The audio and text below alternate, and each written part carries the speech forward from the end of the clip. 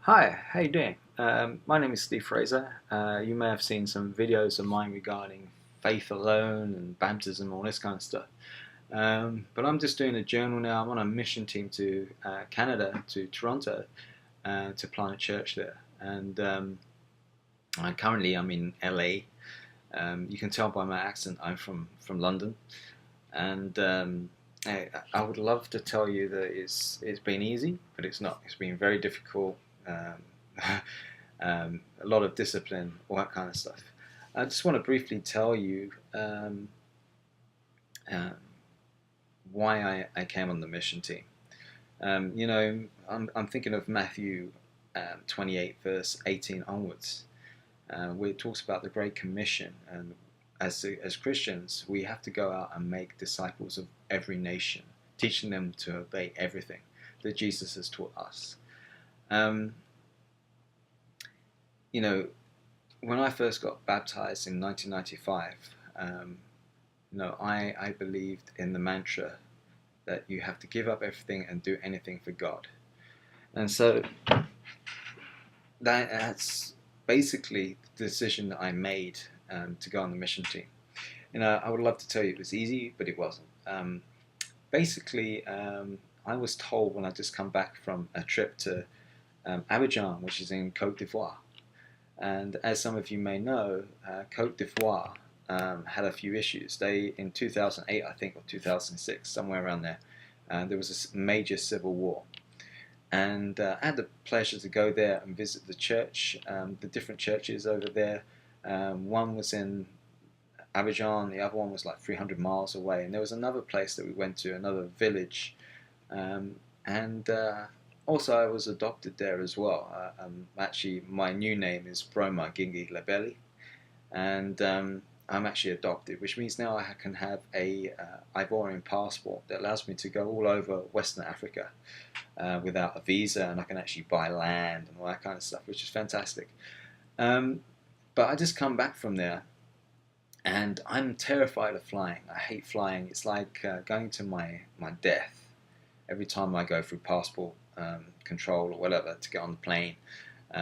It's very much like I'm going to die.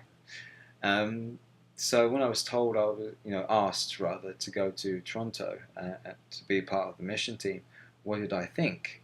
And it looked like the whole of my face had just been drained, of life. Because it meant I had to get on a plane, which I didn't want to do again for a few years at least.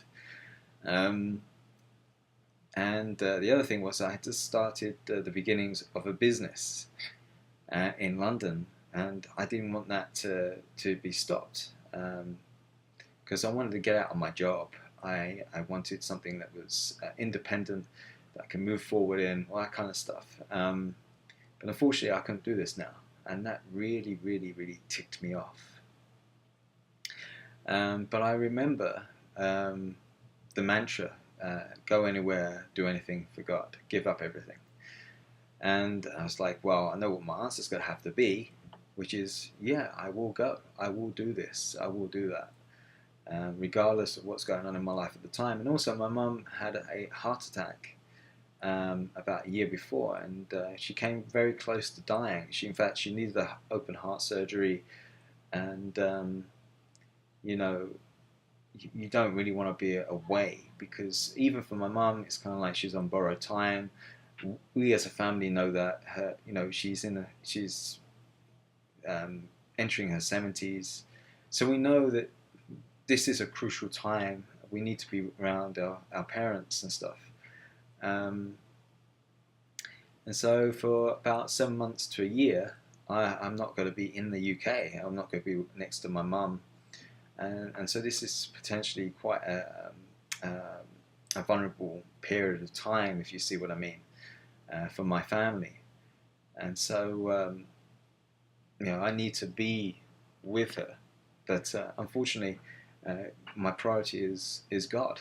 I have to be on the mission team, and that is the reason why. That's the reason why I joined. That's the reason why I signed up in 1995, and that is the reason why I'm here in LA right now, preparing to go on this trip to Toronto. to live there.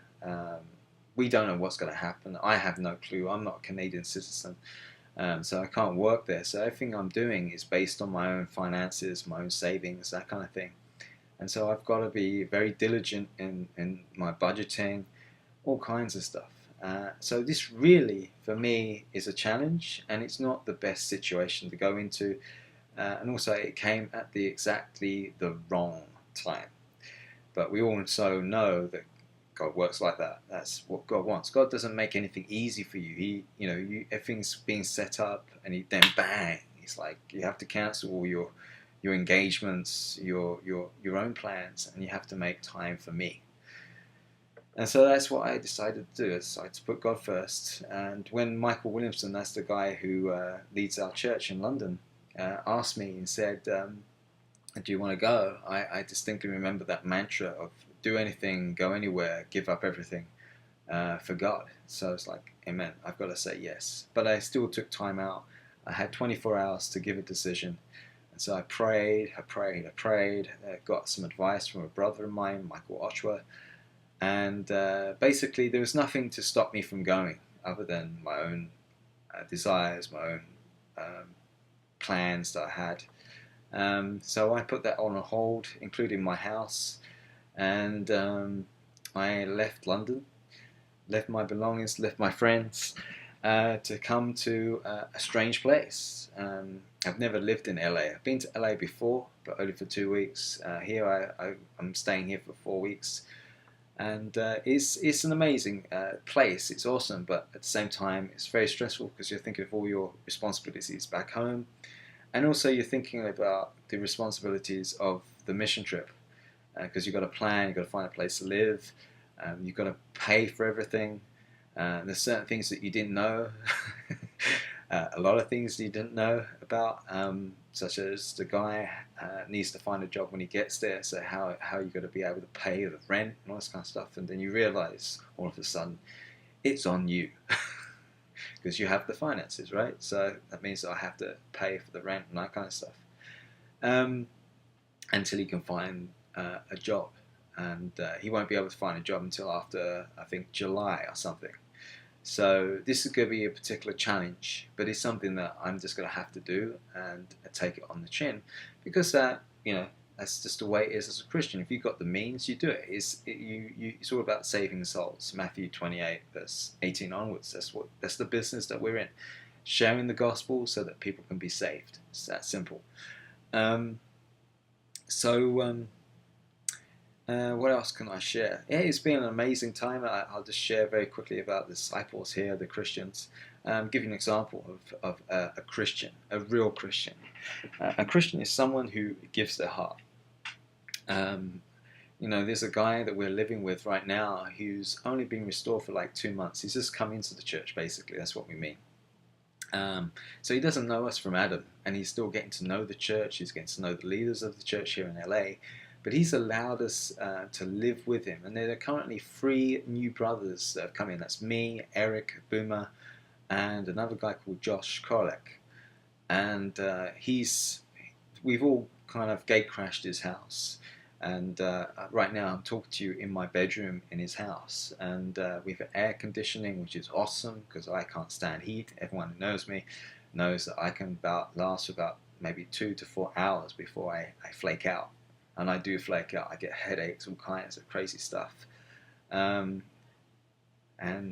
we get to share our faith on campus and everything. But this guy, he's really given up his house for us. He's got 2 kids, and we're doing everything we can for him as well by sorting out his garden, keeping everything clean, keeping up rooms clean and stuff. So it's not too much of a pain for him. But like I said, he's got his kids here. He's allowed us to use his television, use his internet connection, all kinds of stuff. I mean, he doesn't know us from Adam. You know what I mean? We're complete strangers to him, and he's fired up. He's happy. He comes to all the meetings of the church and everything. He's committed, and that is the heart of a disciple.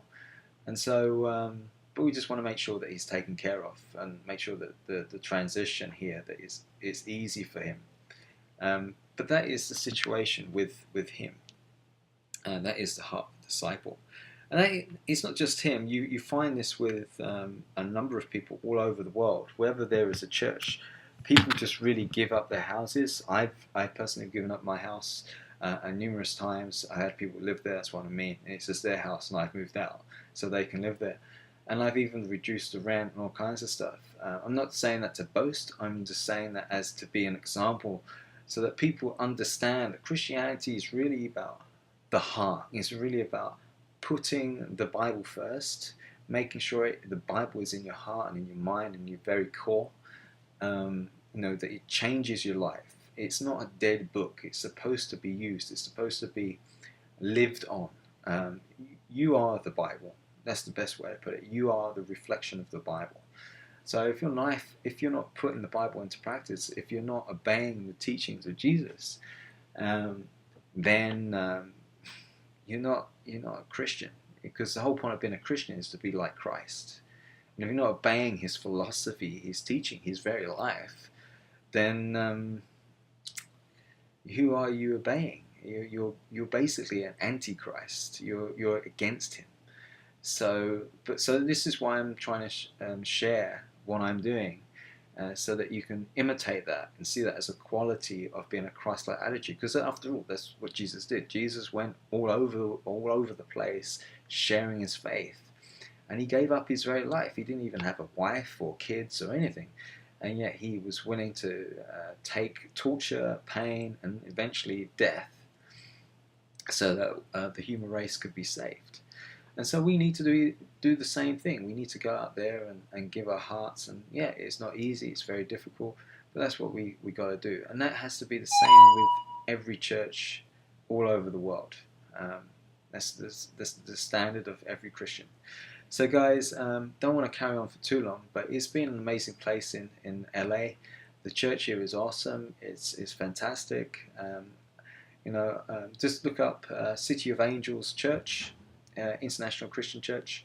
You got a church in London called the London International Christian Church. And just look up International Christian Church. I'm sure you'll find one near you, or whatever, in a country near you.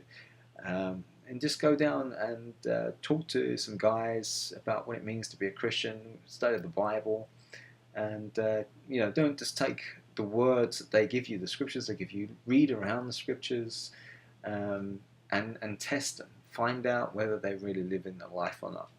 And hopefully you'll find the same thing that I find, which is that these people, they're not perfect.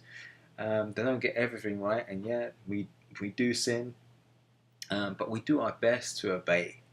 And if you see that like I saw it, then I urge you to make the difference and get baptized and give your life up to Christ, and to obey his teachings. But anyway, guys, all the best, and have a good one.